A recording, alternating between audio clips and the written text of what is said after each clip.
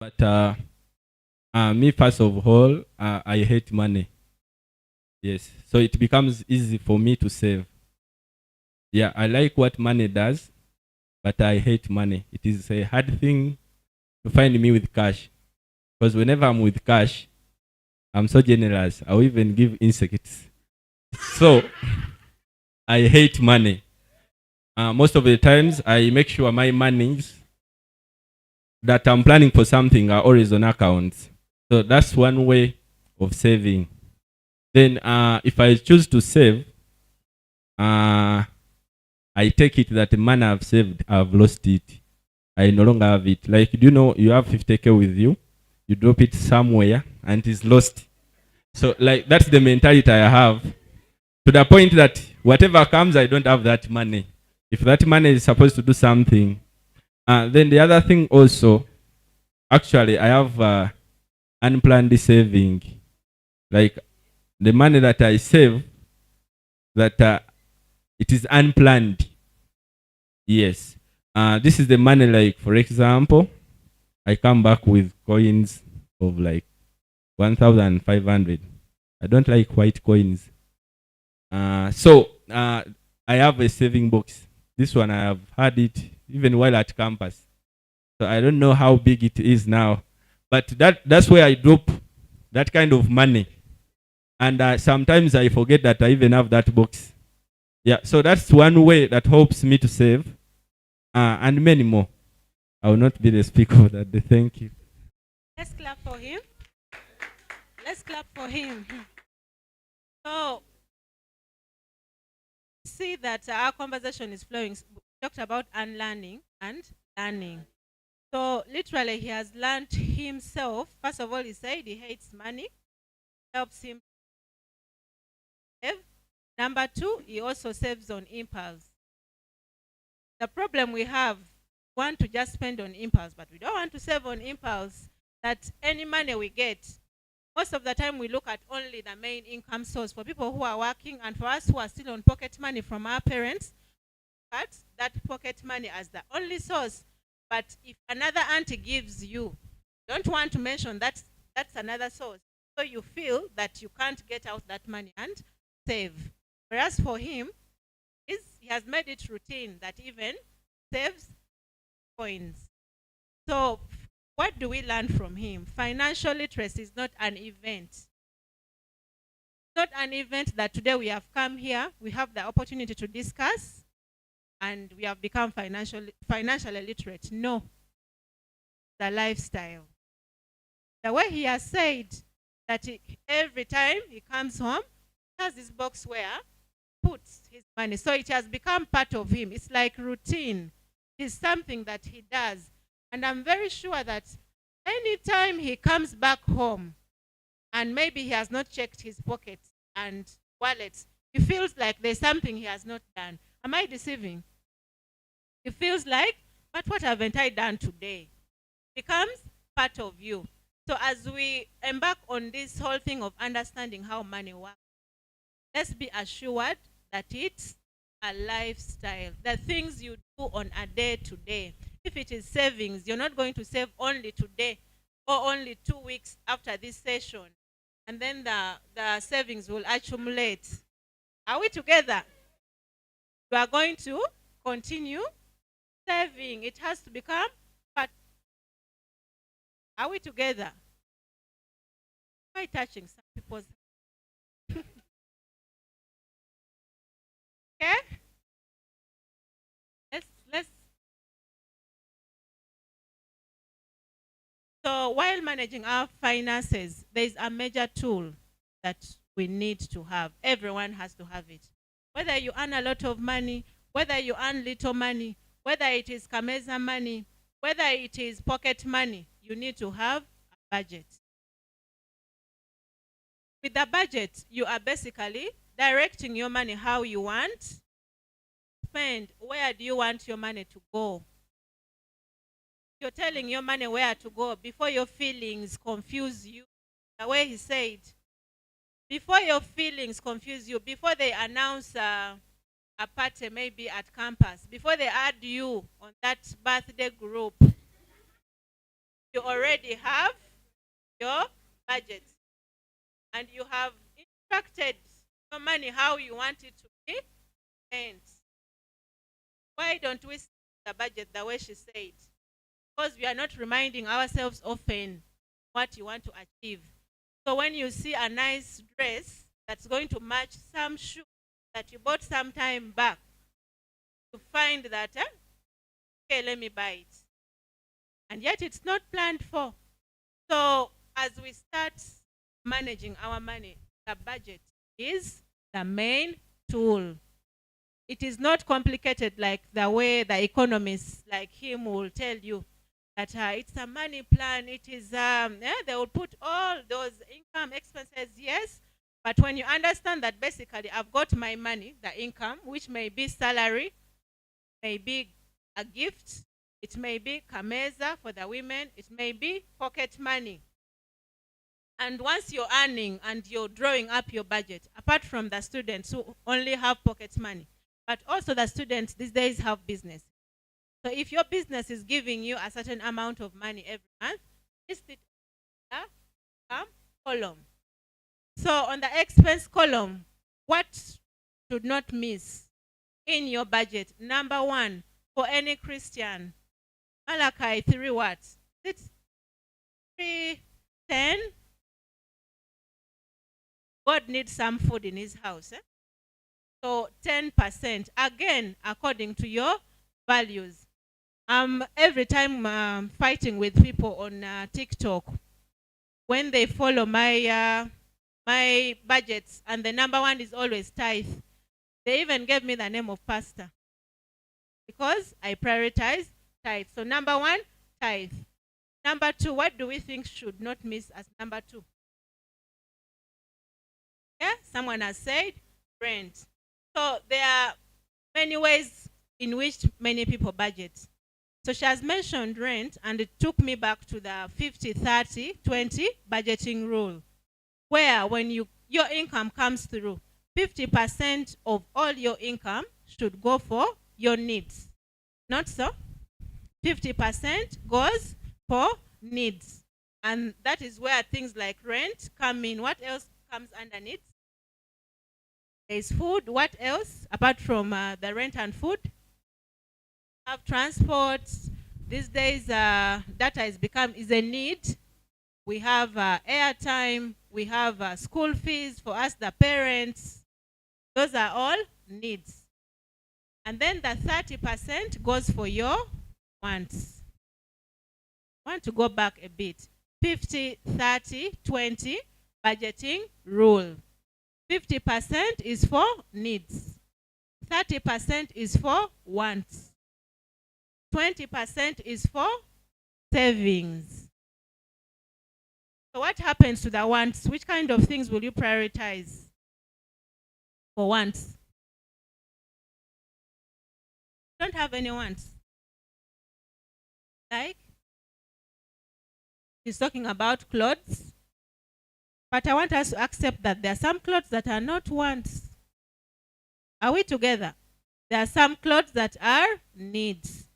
Whereas the ones that you really need to do that special planning for are those designer clothes, are those designer bags, the other perfume of 150 or 200,000 that you can actually do without. When we go to our 20% that's going for savings, what are some of the things that anyone can save for?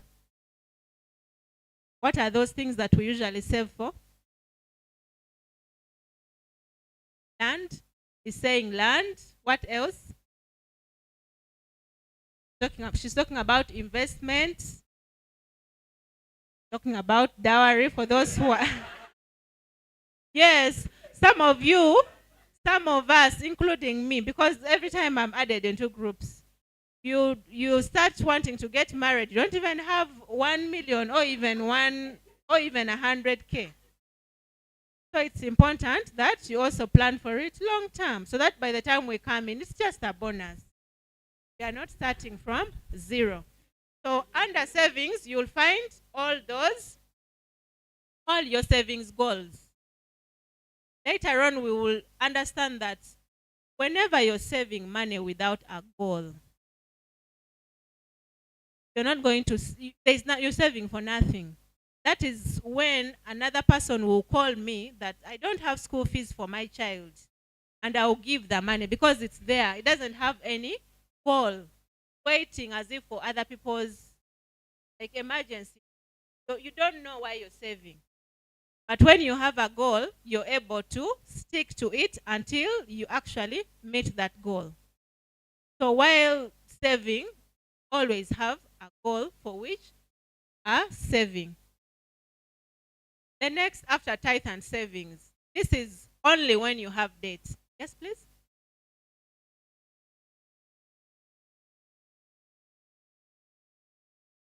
We are learning.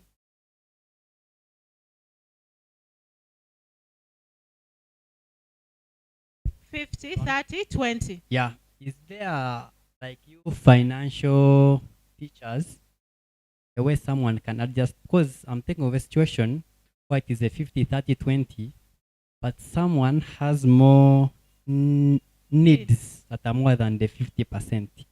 So is there a way you guys have advised people to add, maybe to adjust some percentage? Then another question in the same 50, 30 something, where do loans, let's say someone is maybe paying off a facility, where do the loans fall? The needs, wants, and the Thank you. Yeah, maybe what I didn't highlight is that the 50, 30, 20 budgeting rule is a golden rule that was developed to guide us, but always you can customize it. Personally, my wants are 10% and my savings are 30%. So you customize it according to your income levels, according to your lifestyle. For example, if you realize that if I put 50 of what I earn, yeah, it's not enough, or it is too much, like I have a surplus, that's when you tweak it, tailor make it to meet your personal needs. And then he's talking about where does the loan fall. So among the savings goals, sometimes you'll find that one of your goals is a debt repayment. We've all been in that situation where you say that between January to December, I want to have cleared my goal. So that is also a goal. That's where the loan repayment may come under saving, but savings goal in that case is loan repayment. So it was the third item, just in case you needed to capture it also on its own, not as savings. That's why I had put it as number 3, loan repayment, in case you have loans. And thereafter, you can now go to other things, the needs now. Why did we prioritize tithe and savings? Is there anyone who has ever spent money and then you accepted that this money has been really enough? Is there anyone? Like the money is enough, I have done everything I want. Now I have enough money. However, if we don't save in the beginning, Warren Buffett tells us that do not save what is left after spending, but spend what is left after saving. So that's why I usually advise everyone I talk to prioritize savings. Because if you don't prioritize it, it won't come in for you at the time you need it. Because that thing called savings speaks one language. You save me today, I will save you tomorrow. If you don't save me, you'll be stranded. So it's important that we prioritize savings. So we are saying savings is a priority. It's not an option. Many times we want to shop and shop until we've bought everything. By the time we finish buying everything, there is nothing left. Instead, you have more things you need. So it's important that we save first. And then we are also talking about spending on needs first before you spend on the wants. Sometimes there are things we confuse for needs, and yet they are wants. What are some of those examples? You even be saying, I need it, but it's not even a need. What are some of those things? She's saying a new phone, an outing, as if you're going to die if you don't go there. Yes? Then she's talking about making hair. But I want to say that there are certain hairstyles that I want, and there are those that can be basic, like mine. Like it is basic, natural. But doesn't mean that we also can't plan for the good hair once in a while. At the end of the day, you're the one who is making that money if you're working. You're the engine, yeah, that makes the money. So as long as you planned for it, the keyword is plan for it.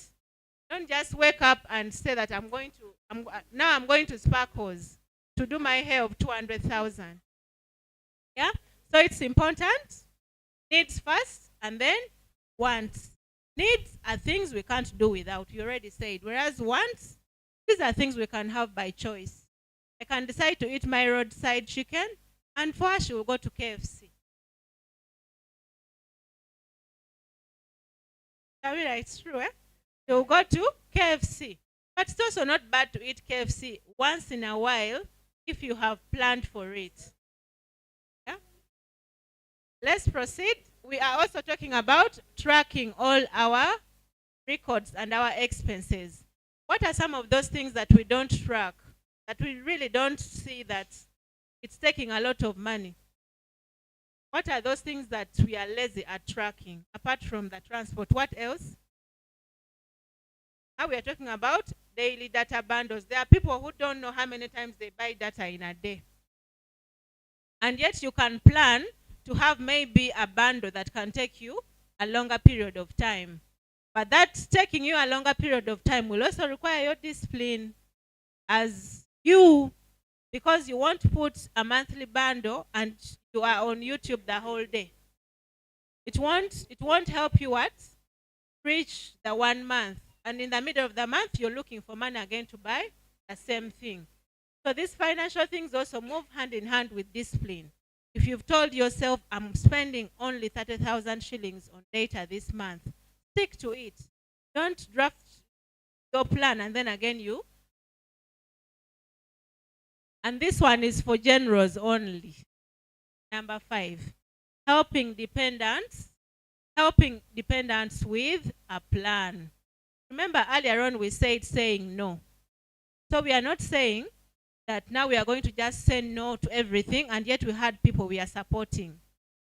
Many of us have grown up in families being taken care of by many people who are paying black tax, taking care of us. But it's important that even us, as we grow, as we take care of people, let's plan for them, let's capture them in our budget, so that it doesn't seem like you begin lamenting over something that you committed to do, and yet maybe the person didn't ask you, you're doing a godly act, but you are lamenting. Is there a blessing in that kind of help? So it's important that the people we are helping, let's capture them in our budgets. Let's plan for them. Another thing that is really draining our financial lives is that we don't have confidentiality in our finances. Most of the times, we nominate ourselves for responsibility. Do we agree? You talk about all your things. You talk about how much you're earning. You talk about your allowances. You talk about the business you have where. You talk about everything. And by the time you leave that meeting, you have already been identified as a candidate to pay school fees for someone. Yes.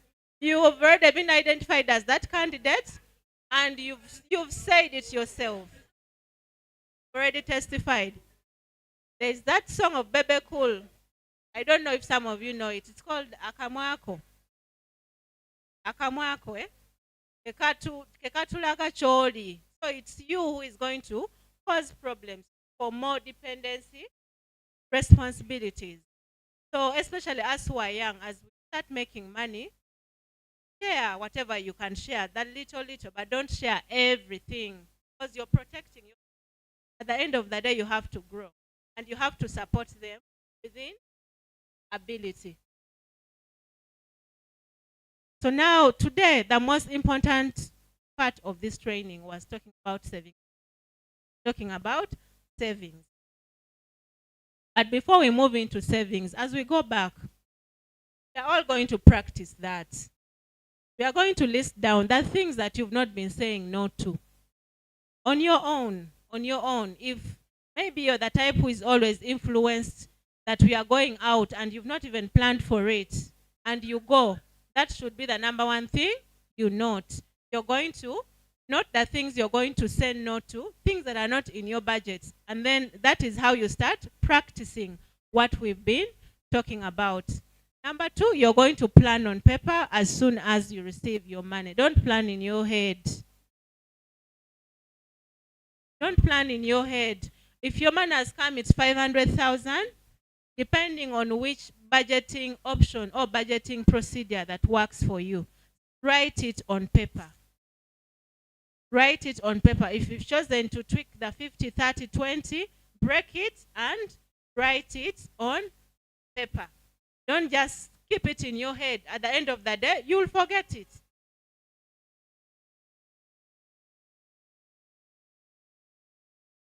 And I'm sure most of us here know, we already know what saving is, right? So what are some of the savings options that we've been using, that we are conversant with?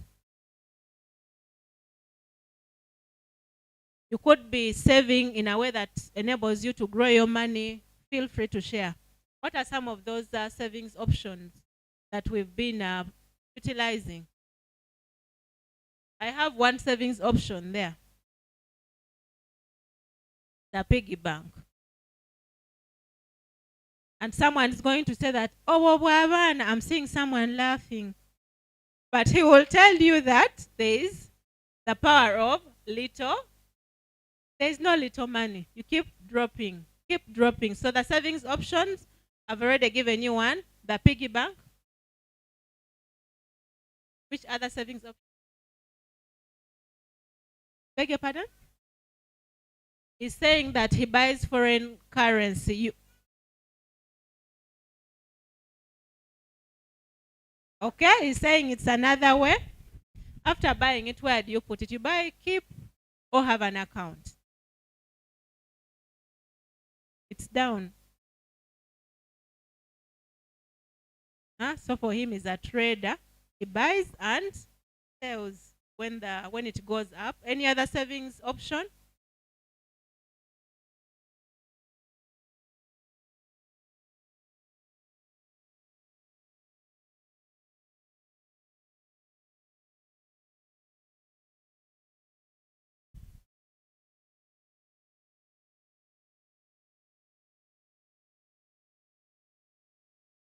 Given us a savings strategy, how to be a consistent saver by having a standing order. However, in that case, the savings option is the savings account. Together. Okay, any other savings option? Okay, she's talking about groups, and these groups may be circles, self-help groups. They may be village savings and loans association. They may be solidarity groups. There may be women groups where you may be like 5 women or even men. Then clubs. So all those are savings options. Any other savings option? There are 3 that we are going to understand deeper today. So we are saying that the journey of 1,000 miles starts with a single penny, a single shilling. There's this thing that we used to talk about in school, that 1 by 1 makes a bundle. We remember that. And a million is not a million without 1 shilling. So there is power in the little coins that some of us may despise. That little money, that 200, that 500 that we feel comfortable for us to go out because you're happy, you're excited to tip. Keep tipping even large amounts of money.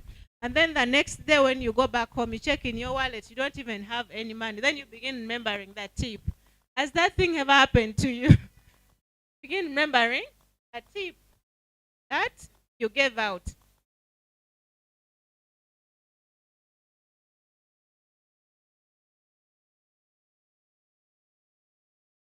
Okay, so we are also talking about encouraging our children to save money. I forgot to mention to you that my greatest fear in life, poverty. Why? Do we realize that when you're poor, you develop things like envy, jealous? Poverty is very bad. And most of the times, it's very hard to deal with a poor person. Yes, because we keep lamenting because of our situation. We keep lamenting even when we see other people progressing. Instead of waiting for our time, begin saying those bad things. We are saying, "Oh, why not me?" Just because you're not there. Work hard so that we are able to also experience the abundance that comes with having money, the experiences that come with having money. And I strongly believe that that saying that money cannot buy happiness. People have even sung. You know that song of money cannot buy happiness. Money cannot buy happiness. It is all over. Do we also believe that money cannot buy happiness? No, if you believe that money cannot buy happiness, if you believe that and you're right, in adult learning, every cannot buy happiness. Some situations, but it can create experiences that can give you happiness. Not so. So can it buy happiness? The long run, but it can buy happiness. So it's important that Kole, Kole, even the people we seek to help, if possible, because I'm saying this out of experience, if possible, help those people from wherever they are. If possible. Because if you were to pay school fees, maybe if someone is staying with their mother, you're not going to incur all these costs of sabuni, toothpaste, and everything. In the long run, when you, who was the breadwinner, who was paying the school fees, maybe things don't work out and you've not made it, it will still come back to you that you didn't make sound financial decisions. So it's important that we balance. Very good to help, an act of kindness. I run a charity organization, and I know that it's a sacrifice, but don't forget yourself. That's the most important thing. So we are saying that children need to practice savings. Now, if you're a millennial, and I'm seeing very few here, maybe apart from me, some few, you realize that in our families, topics about money were not welcome. Especially if you grew up in the village like me, they are deep in Tororo. When you mention like money things, parents were not open about money. Money was like a taboo. Discussing money, at some point, I think my father even mentioned, as if someone wants to become a thief. Why are you over asking about money? So you grow up fearing money and having that mindset that there's something bad with money. Like it is something bad. Are you going to attract something that is bad to you mentally? So it's important that certain practices like savings, the little coins, as we grow and start having children, it's important that we nurture them from the beginning so that they know that money is not stolen. I think the other time, what that person would have done was to educate the child that money is not stolen, but it is made. You earn it like this. Money is not stolen, but you can save it like this, as opposed to avoiding money conversations. Then we talked about specific goals. And I mentioned that why our saving journey gets a bit stuck in the middle. We don't have clear savings goals. You just wake up, the year started, and then you say, I want to save maybe 2 million up to maybe December. But if someone asks you, why are you saving? You don't know. So if I get stranded in the middle of the year and I come to you and ask you for some money, won't you give me that money? You will give it to me because it's not pegged to any goal. You're not viewing anything. If it's land, like the way he said, that money in your bank account, you're viewing land, maybe in Mukono. So you're comfortable and you will say, no, I don't have money. Because what you have land in your bank account. You don't have idle money. So goal setting, and especially smart goal setting, is that one thing that's going to enable you transform your financial lives and meet your financial goals. When you are saying smart, are we together? Smart goals. Are we together? What's saying to us? Yes, in this case, give us an example. SMART stands for, the S stands for a specific goal. You need to be specific on what you want to achieve.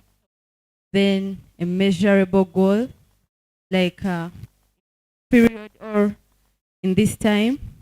Okay, in this year, I want to achieve something like this, maybe 10% of this or 20% of this. Then an attainable goal. Then the R stands for realistic goal, something that you can achieve.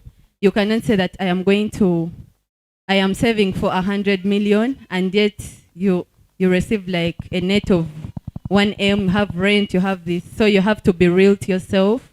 And then time bound. And you say that in 5 months or in 1 year, I have to achieve this. That for her? So we've seen smart, specific, I want 5 million. Measurable, you can break down maybe that 5 million in the 12 months. Are we together? Attainable, achievable. Like Shah said, if you've set a goal of 5 million and maybe you're earning 100,000, are you going to achieve? You're not going to. So it's important that you be real to yourself. I would like us to dive into 3 savings options that are also investment options. So these are quotes that I came up with basically to emphasize that it's important that you save with a purpose. And of course, we can't refuse to say that it's important to have various goals. But there is one goal that you cannot compromise, and that is an emergency fund. It is not negotiable. Why? Because it's not a matter of that, oh, if this thing happens. It's not if, it is when. Because it's going to happen. Because none of us knows what will happen to you. Like maybe tomorrow, the next day. When will you? But you know? No. So we are saying that as we plan for those many, many goals, it's important that we have an emergency fund. Remember the people that we said, if the poor planner comes to you and for you you're absorbing that shock, you become their emergency fund. So the ideal role of the emergency fund is to enable you absorb all those shocks. Like the way you see a car, you're able to stand again and continue regardless of what has happened.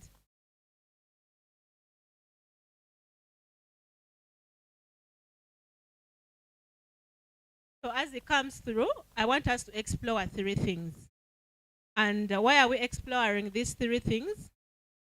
We are exploring them because they enable you to do 2 things at a go. We're going to look at the unit trust, treasury bill, and let's start with unit trust. So we are also saying there that if you can pay as you earn, for us who earn and they tax you, it's automatic, you don't negotiate, not so? What if you did the same for your savings? You also start saving as you are. And he already gave us a remedy. He told us the standing order. One of the things that can enable you, save as you earn. Immediately it comes. The way NSSF does not wait, the way URA does not wait for you that you're still thinking. Also do it to yourself. It's something that will improve on your financial well-being and enable you accumulate a fund that you can always utilize for the many goals. So the 3 savings options that we want to look at briefly as we wind up is the unit trust, the treasury bill, and bond. So let's start with the unit trust. I request that we listen attentively because this one has a bit of maybe some little math and digesting. Let's start with the unit trust. Who understands a unit trust and who has using it as an investment option and option?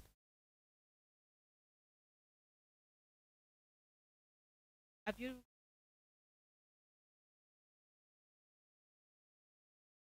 Okay. You know some information about it.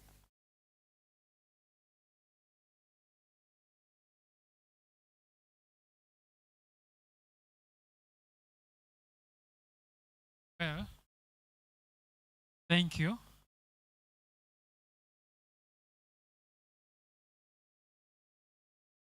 That's my name. For a unit trust, I know it, some little information about it. Trying to look for financial investment where I could put my money. That's where I about it. But a unit trust, basically a unit where they are given amount. Perhaps you can different units cost different amounts of money. So you can go and buy. You not buy it. You keep your money there. Maybe a unit of 100 millions, and then there's some math they do, and they're like, if you give 100 millions, this is the amount of money you'll be getting per month. If you put 500 millions, because you're buying now a bigger unit, the amount you'll get, the amount you'll get will be different. Now, for the case of maybe you're investing 100M, they can be like in a year, you'll be getting like a total of 15M. So that 15M will be divided by 12 months. So when you maybe you're supposed to be getting like 30M in a year, and then you divide it by 12, and then perhaps you come to like 1.3. So it means every month you'll be getting that 1.3 on your unit that you bought of 100M, and it doesn't change. It's kept there as long as for the time you have assigned it. Clap for him. Let him this side. You are good? Okay. Thank you. So for the unit, what we need to know, like he has said, a collective investment. Collective. How is it a collective investment scheme? There are so many people who want to grow our money. Not so? Like now here we are so many. Want to grow our money, but we fear to take the risk. Maybe let's say if we wanted to invest in a treasury bill, but we are unfamiliar with that space. We are unfamiliar with maybe agriculture. So there is this person in the middle who is called the fund manager. In this case, you who has the money, you are the investor. You are the investor. The person in the middle is fund manager. Many people to give money that he can invest elsewhere. Yeah, this person invests the money. You don't even want to know the risks it's going to take. Why? Because it's giving you an interest rate that is standard. Most of the times, the unit trust interest rate is between 10 to 12% per annum. So this person takes your money, takes the risk, invests it wherever he's investing, and gives you an interest every day. You hear those things where they say you'll be sleeping but you're earning. Now this is the opportunity. Unit trust. The unit trust interest is daily. Who can invest in a unit trust? Anyone can invest in a unit trust. Anyone can invest in a unit trust. Doesn't mean that only big investors, even you, from as low as 10,000 shillings, depending on the fund manager, you can invest on a unit trust. So in Uganda, if you want to invest on a unit trust, much as I'll request you to read again, don't just go by what I'm telling you. I know that there are three categories of people who manage the unit trust. The number one, we have insurance companies, banks, and also we have investors who are into the unit trust business. The two banks that I know are Standard Chartered and Stanbic. The insurance companies that I know are ICA, UAP, we have Sanlam, we have Britam. Then the other two investors that are doing the unit trust business are Zeno and Cornerstone. Those are the people that are mandated by CMA, the Capital Markets Authority, to run the unit trust arrangements with the investors. But how do you benefit from the unit trust, and why a unit trust? Because now there are so many investment options, and we are here telling you the unit trust. Of course, everything has a disadvantage, but specifically for the unit trust, number one, the amount of money you need to start the capital is low. Because if you can open a Zeno account at 10,000, Stanbic will take you at 1,000, whereas for the insurance companies, all of them start at 100,000 shillings. Is that really expensive? Number two, you can easily, every month, give statement. Monthly, they keep updating you. This is how your account performed with the daily interest. Number three, there is that advantage of the compounding interest. Compounding how? You invested 100,000 today. Let's say at the end of the day you've earned 300 shillings, right? Tomorrow, the interest you're earning is not for 100,000, for 100 and 300 shillings. So that is how your interest keeps growing. So it is compounding interest. Number four, access to savings. All the unit trust arrangements give you about 12 hours to 72 hours to receive your money as and when you request to have it back. But that is also a challenge for some people, not so? Because of easy access, you may not really stick to the goal. Not so. Because I know that it's a matter of me submitting in my request and the money comes through. So what does that tell us? Goes back to what he said, that understand your personality. Are you a saver? Are you a spender? What is your money personality?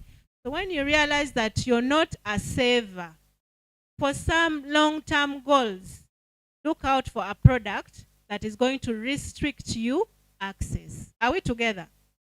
So I'm not praising the unit trust. There's also that disadvantage, that when you put in your money, every time you're going to keep removing it, which is not nice for someone that has a long-term goal.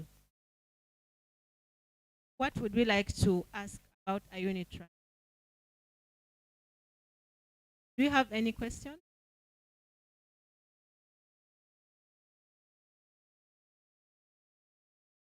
Thank you very much. My question is to do with the access part. So for example, I have given in my investment and then the interest keeps on coming. if I request, is it possible for me to request that for the interest without the investment, such that the investment can keep on multiplying? Thank you. It's upon you, depending on what you want. If you want to keep getting your interest every month, all you need is to submit a redemption request, which everything is done online, you guys. Because of the technology these days, you don't even go. Just sign your things, scan, send through an email with your account details, and money goes to your account. There are no cash transactions in this arrangement. Whether it's Zeno, whether it is, the money is wired. You deposit. So you won't go to UAP or Sanlam that give me them. It goes straight to your bank account. So yes, you receive it as and when you need it. And you can keep depositing daily, weekly, monthly. On a day, you can even deposit many times for business people. You had a question?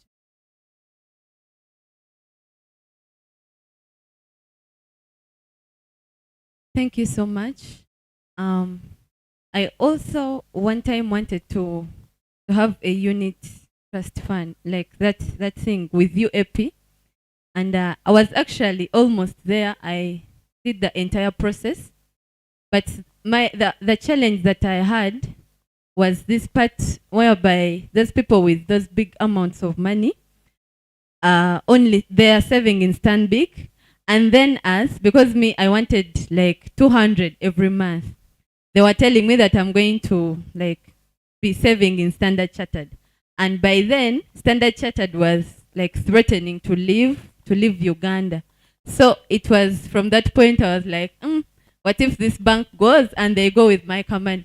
So I want to have that assurance that if this bank closes its operations in Uganda, will I still be having the access to my money? Thank you so much. Now, I think you wanted to invest under the umbrella fund. And it happens to be that Stanchart is the custodian for that specific fund.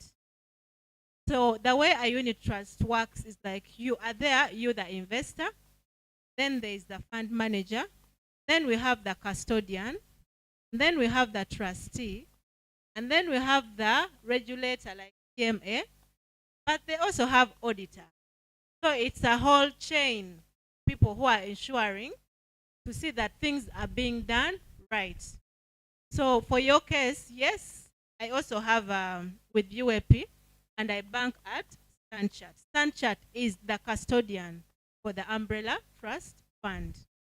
So they are mandated to receive the money, but also know where is UAP taking money. They are the custodian in there.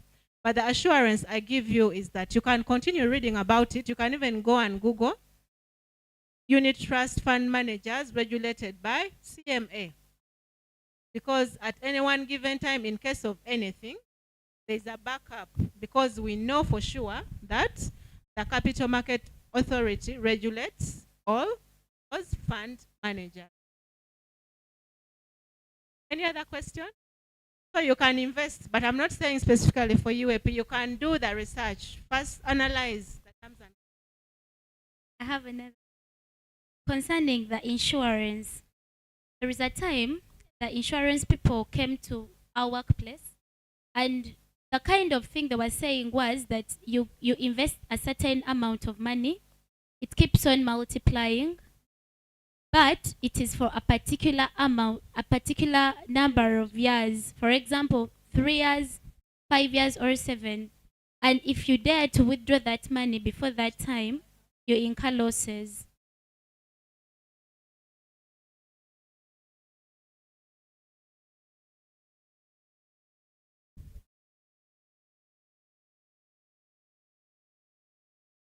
Okay. I'm going to respond to this one, and the rest of our questions will come in later. Is that okay? To proceed to the treasury bills and bonds. So for the insurance, one thing, remember when we started, we talked about knowledge, skill, and confidence, right? And not just for insurance, but even for the loans and those things we sign when we go to the bank. Most of the time, we want to just sign where they've showed us, where they've put the star. Do we agree?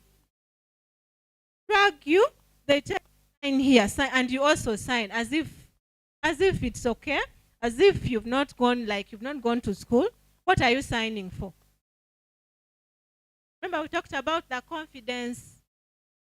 You're supposed to say, I am not signing because I've not understood. Give me time to read. Anyway, back to your question. The way the insurance policies are structured, most of them are long-term products. Apart from now, the innovation on the unit trust that gives you the flexibility, the traditional insurance policies are long-term. And usually they start from 5 years, 10 years, something like that. So if you've not understood that document, everything you're saying, that if you've not deposited within this period of time, there is this and this, and if you've maybe saved for 2 years or 3 years, and along the way you fail, they may not give you that money, and yet they're supposed to give you. You didn't read that there's what is called surrender value in that document. So it's important that you read it, because that is the only basis that you will use when you're going to their regulator, Insurance Regulatory Authority. You can't go there with ignorance. You don't even know what's on your policy document. So it's important that we read, understand, but that is how they are structured, and they have penalties, and they're also stipulated in that document. The questions later. Treasury bills and bonds. The money lender here. You have a money lender. Do you have anyone who?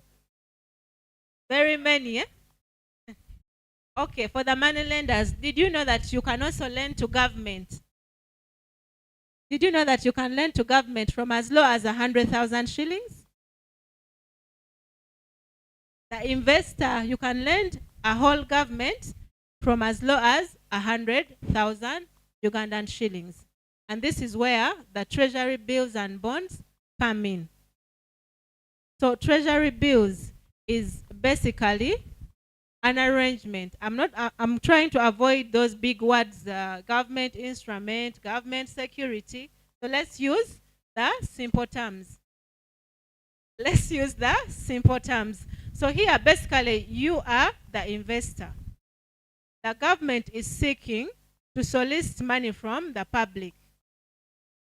The government approaches the central bank, which is Bank of Uganda, that we want money maybe for many things that the government would like to do, for economic development, infrastructure. There are many things that they wish to achieve with that money. The central bank now looks out for investors, but through the commercial banks. And through the commercial banks, that's where we find all of us. We are clients of those banks. So what is a treasury bill? Is basically you are lending money to the government. You are investing long-term, lending money to the government, which will be paid back to you with interest after a given period of time that you would have agreed upon in that document that you will still sign. How much you need to invest in the treasury bill is still 100,000 Ugandan shillings. So where do you go to invest in treasury bill? You don't go to Bank of Uganda. You go to your bank where you have your bank account, to your ordinary bank, and all you'll ask that I want to invest in treasury bills. I request that you open a CSD account. That is the central what? Security Depository Account. So opening that account means that you are automatically ready to invest in the treasury bill. So it is now your bank to let you know as and when, is there someone selling a bill? Is it, they are the ones now dealing with the central bank. So all you wait is after signing the forms and agreeing on the amount of money that you want to put aside for that money to be deducted. But what are the terms and conditions of the treasury bill? Now, the treasury bill, remember we talked about long-term goals and short-term goals, the beginning, right? So the treasury bill ideally works for short-term goals because of its unique features that you cannot invest longer. So you'll find that the way it is tailored, you invest for 3 months, they will tell you 91 days. You invest for 2 months, which they will say about 92 days. You invest for a year, meaning that if you've invested for 3 months, after 3 months, you get back your money with interest. After 6 months, your money will be given back to you with interest. After the 1 year, it will also be given back to you with interest. I know we are going to say what is the interest rate there. So for the term, like the treasury bill, you'll find that the interest is usually between 7 to 10 there. 7 to 10 to 9. It's not static. It will depend on what's happening in the market, the prevailing rate in the market. Whereas when you come to the other one that you're going to explore later, you'll also realize that the terms are different. The terms and conditions are different. So if you're looking at short-term goals, maybe you have your money that you want to put aside for 1 year and it's a lump sum. I mentioned something important earlier on, that when you look at the unit trust, the treasury bill and the bond, what you earn from whatever you put in there will greatly depend on the amount of money you put. If you put 100 million, of course you'll reap more than me who has just 100,000. So the magnitude also greatly matters. Now we go back to the treasury bond. It's not any different from that bill. It's just the period and some other specific features that are different. For it, you are trading from 2 years onwards, up to 5, up to 10, up to 20. You're trading long term. So in any case, in the middle there, if you've maybe invested for 3 years and it was a 10-year bond, the way she said here, and you change your mind, that's when you go to your bank and then tell them you are selling your bond. And if you had moved 3 years, the bank will get someone to buy you off the remaining 7 years. So it's tricky, like you mentioned with the insurance. For the insurance, no one's going to buy you. But for the bond, your bank will sell that. May questions for after? Yes, you know. So for the bond, you will also realize that the interest rates will differ. But there is also a tax component that from the money you've earned, you have to give back to URA some amount of money, which will also depend on the period for which you are trading. So usually for the bond, you'll find that if it is between 1 year to 10 years, the interest rate may be between about 13 to maybe 17 there. All this information is on the web of Bank of URA. Are we together? After here, you go and do your math. Don't take that big risk. It has to be a calculative risk. All this information is on the web. So while the other one is short term, this one is long term. The procedure is still the same with your bank. You're opening a CSD account. And that is how you can get started on the treasury bill. The advantages of the treasury bill is that, of course, it takes a shorter time and there's a flexibility to pull out. However, for the bond, it is long term. If you signed for 20 years and you've gone through 5 years, you would have to sell it with your financial institution to get someone who is going to buy you. And this is where sometimes you may make a loss you may end up discounting it. And maybe if you've invested 20 million, because you're desperate, this person is coming through, the person will say, I'll give you 18 million. And then over time, you end up offering discounted bond. Any questions for later? Right? Any questions for later? But for now, I request that you ask something that I've not talked about, that is burning, that you wish we had talked about. Told I have 5 minutes or 3. Any other question? No question? That case, yes.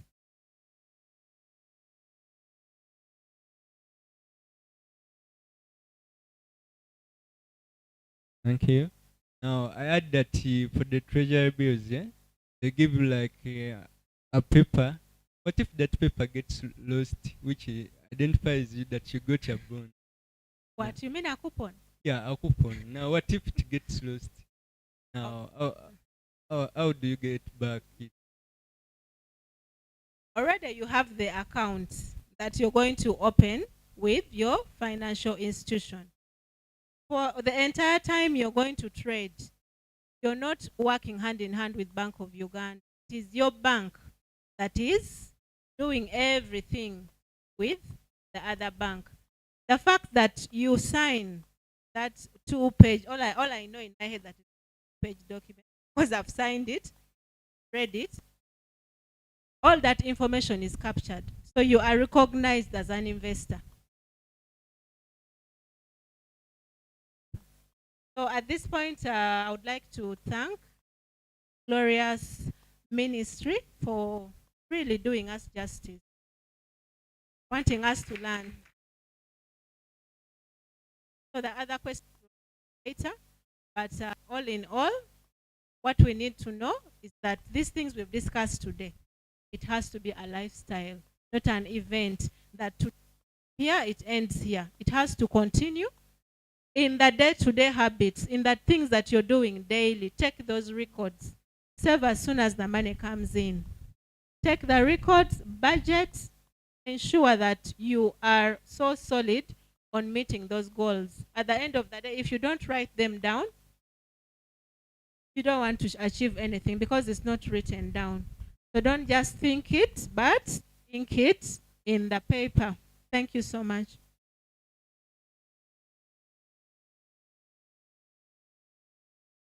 Hallelujah. Praise the name of the Lord. Can we raise up and stretch a little? And just as you stand up, raise it up and appreciate God for his servant that he has sent. Praise the Lord. Yeah, let's clap for God for his servant.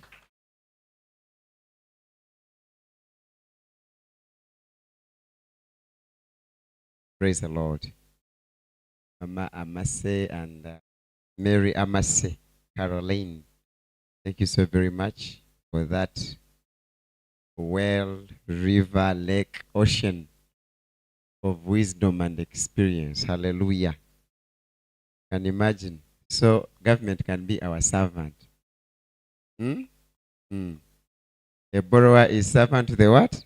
To the lender. Katumuseveni afuke muki.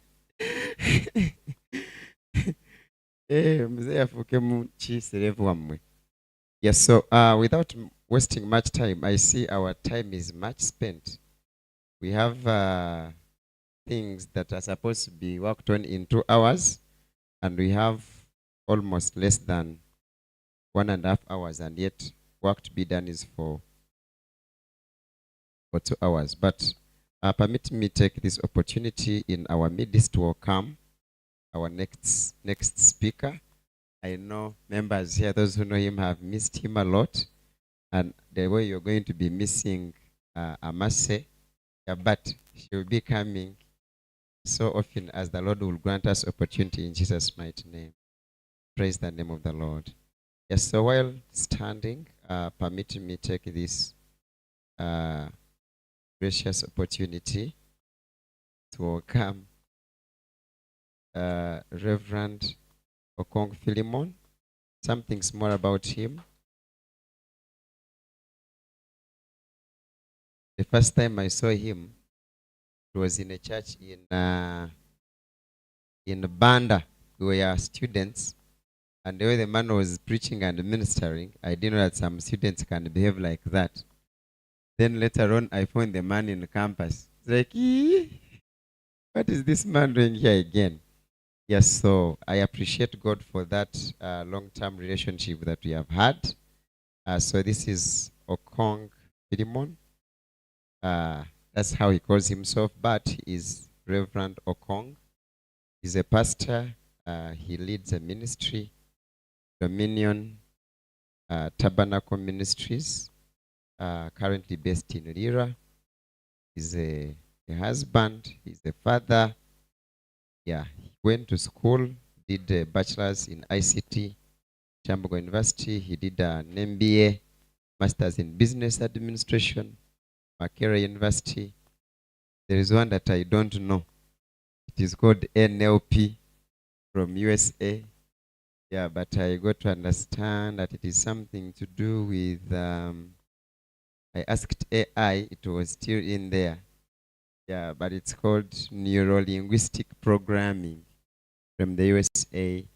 And that one, it has to do with, basically, as Mama said, to give you basic knowledge, it is a coaching course that helps to bring out the best in people. Yeah, and that's why he is known as a life coach. Tell your neighbor, a life coach. A life coach. Tell your neighbor, a life coach is a business and a leadership coach. Amen. A business and what? And a leadership coach. He's so much. He's a businessman, runs big time businesses. He's so much. Yeah, so it is our honor this evening, sir, to have you.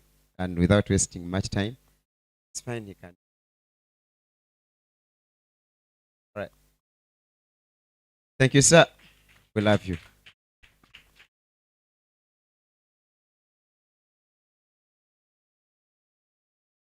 My sister is clapping for you, sir.